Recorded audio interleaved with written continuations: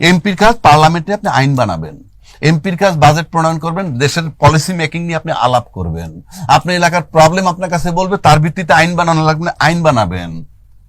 আপনি ডেভেলপমেন্ট ওয়ার্কে যান কেন? আপনি সুপারিনটেন্ডেন্ট কি চিফ ইঞ্জিনিয়ারকে ডাইকে কথা বলেন? কোন এমপি অফিসে যায় না, সচিবালয় যায়, এই জায়গায় যায়, ওই জায়গায় যায়, তদবির করে? কারণটা কি?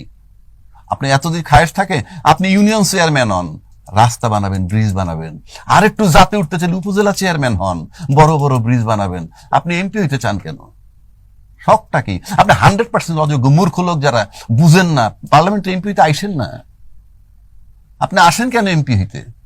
আপনি যদি এই বিধান করে দেন যে তারা ডেভেলপমেন্ট ওয়ার্কের সাথে কোনোভাবে সম্পৃক্ত হইতে পারবে না, জীবনে কোনোভাবে এই ব্যাপারে কথাও যদি একটা টেলিফোনও করে, তাইলে হি উইল বি আনসারেবল।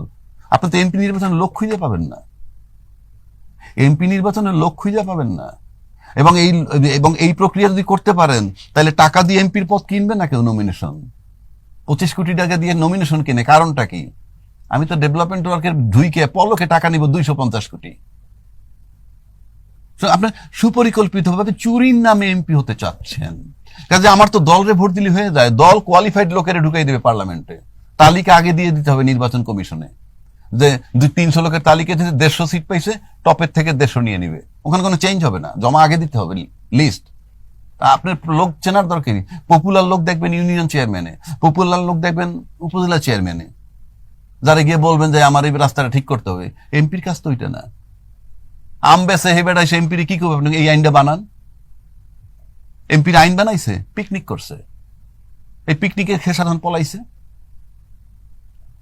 তাহলে তো পিআর পদ্ধতিতে ভোট হলে দেখা যাবে যে এমপি বিক্রি হবে, নমিনেশন বিক্রির জায়গায় এমপি বিক্রি হয়ে যাবে। কেন এমপি বিক্রি হবে?